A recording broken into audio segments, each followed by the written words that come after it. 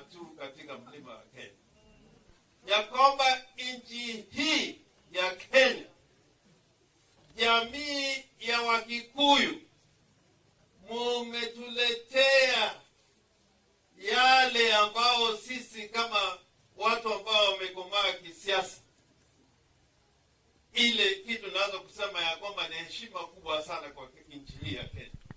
Kwa sababu kama Wakikuyu in the year 48, 49, 51, 52, 53, kama hamwekuwa na wanaume ya kusimama kukutana na ana kwa ana na mkoloni, Kenya hii ingekuwa kama Zimbabwe, ingekuwa kama Mozambique, ingekuwa kama Angola, na imekuwa kama Zaire.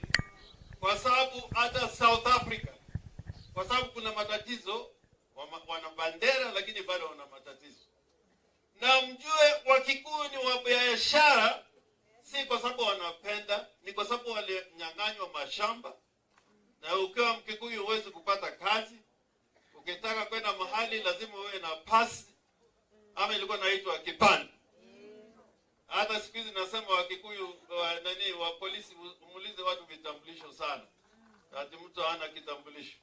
Kama kitambulisho hakuna, uliza serikali, hapana mwananchi. Nieleze una kitambulisho.